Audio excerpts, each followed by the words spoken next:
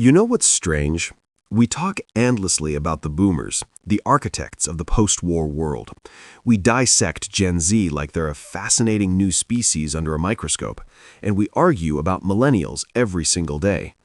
But there is a silent gap in the middle, a generation that exists in the shadows, barely mentioned, almost invisible. Generation X, born roughly between 1965 and 1980. They are the people who built the internet but don't post about their breakfast. They are the older coworkers who never complain and the parents who seem oddly detached yet incredibly capable. Today, we're diving deep into the psychology of the latchkey reality, the most misunderstood psychological profile of any living generation. Imagine it's 1978 in a suburb of Chicago or a rainy street in London. You're 8 years old. You walk home from school alone. No smartphone, no GPS, no Ring cameras. You pull a key from around your neck, the famous latch key, unlock the door to an empty house, and you wait. Your parents are working. There is no one to check if you're okay. You make your own snack, do your homework, and solve your own problems. By 1984, research showed that over 7 million children in the West were regularly unsupervised after school. Psychologically, this created what we call a high contingency environment. In simple terms, actions had real, immediate consequences. If you forgot your key, you sat on the porch in the cold. If you broke something, you had to fix it before 5 o'clock. There was no buffer. This drilled a sense of radical self-reliance into their brains that younger generations find baffling today. The emotional armor, cynicism or realism. Gen X grew up watching the world's pillars crumble. They saw their parents' marriages end in record-breaking divorce rates. They saw the safe corporate jobs disappear in massive layoffs. They saw the Cold War at its peak with duck-and-cover drills in schools.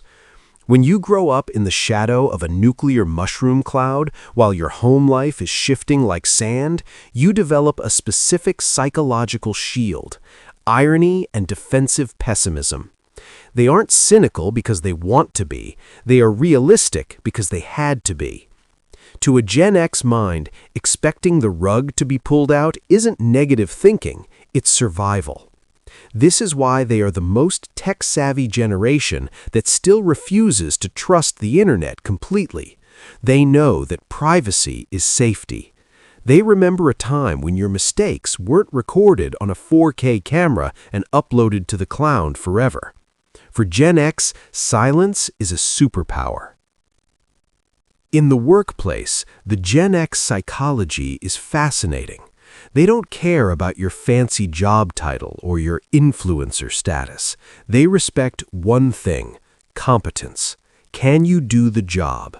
They watched their parents give everything to companies, only to be discarded, so they aren't loyal to brands, they're loyal to their own skills. They are the people who will fix the printer, code the website, and manage the crisis without asking for a thank you post on LinkedIn.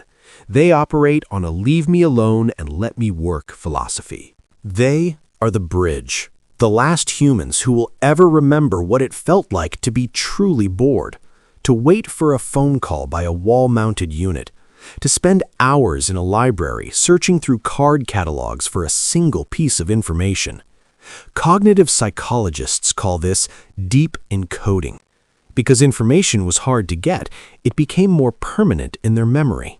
They learned to fix things with their hands: bikes, cars, VCRs, because there was no YouTube tutorial to save them. Now, as they watch their own children grow up in a world of constant supervision and helicopter parenting, Gen X feels a strange internal conflict. They gave their kids the attention they never had, but they fear they've made them soft. Because in the Gen X worldview, the ability to be alone and solve a problem is the ultimate definition of being an adult. Gen X doesn't care if you don't notice them. In fact, they prefer it. They are the bridge that holds the world together, the ones who understand both the rotary phone and the blockchain. They are the silent architects of the modern world, holding the line with a shrug and a coffee, expecting nothing in return. And perhaps that is the most fascinating psychological trait of all, the strength to be invisible.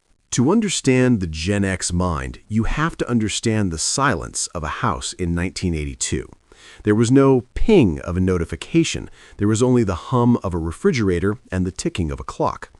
This silence created a unique psychological phenomenon, internal dialogue. Without the constant noise of social media, Gen X children had to talk to themselves. They developed an internal world that was incredibly robust. When a Gen Xer faces a crisis today, they don't immediately reach for their phone to live stream their struggle. Their first instinct is to go internal. They process, they calculate, and they adapt. This is the MacGyver psychology. Give them a paperclip and a piece of string, and they will find a way to fix the problem. Why? Because they grew up in a world where things broke and there was no reset button. You fixed the bike chain with your bare hands or you walked home. There was no third option. In Europe and America, Gen X is often called the middle child of history. They sit between the massive baby boomer population and the tech-native millennials. Psychologically, being a middle child often leads to a specific trait, observation. Gen X spent their youth observing. They watched the idealism of the 60s turn into the corporate greed of the 80s. They watched the greed is good era collapse into the recession of the early 90s. This created a generation of expert BS detectors. If you try to sell a Gen Xer a dream that sounds too good to be true, they will smile, nod, and walk away. They don't believe in magic. They believe in physics and hard work. This is also why they are the most brand-skeptical generation. In the US, the rise of grunge music in Seattle was the ultimate psychological scream of Gen X. It was a rejection of the polished, fake, neon-colored 80s. It was raw, it was dirty, and most importantly, it was real. That craving for authenticity still drives their consumer behavior and their relationships today. In the modern corporate world of London, New York, or Berlin, the Gen X manager is a distinct breed. They're the ones who survived the dot-com burst of 2000 and the financial crash of 2008. These traumas didn't break them, they turned them into mercenaries. They don't expect the company to love them back. They know that a job for life is a fairy tale, so they focus on transferable skills. A Gen X employee is usually the one who knows how to use the legacy software from 1995 and the AI tools of 2026. They are the ultimate translators between the old world and the new. But there is a hidden cost to this. Research shows that Gen X suffers from the highest levels of workplace stress because they are the sandwich generation. They are taking care of their aging boomer parents while still supporting their Gen Z children. They are squeezed from both sides, yet they rarely ask for a mental health day. To them, pushing through is the only way forward. It's a badge of honor, but also a psychological burden. There is a darker side to this radical independence. Because they were taught to suck it up and figure it out, many Gen Xers struggle with intimacy and vulnerability.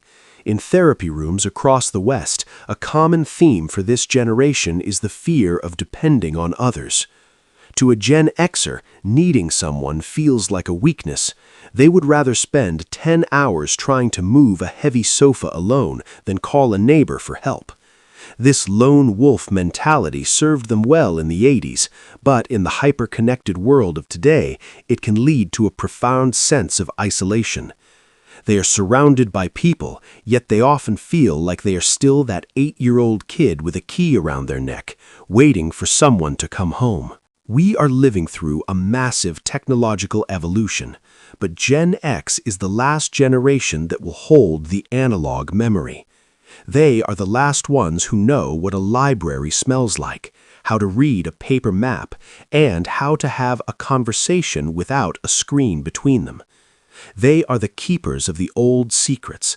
They are the cynical, ironic, hard-working, and fiercely private backbone of our society.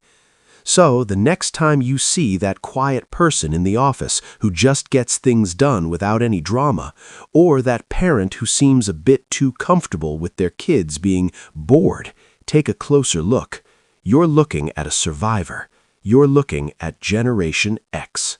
While the world admires Gen X for their get-it-done attitude, there is a hidden psychological price tag attached to that ironclad self-reliance.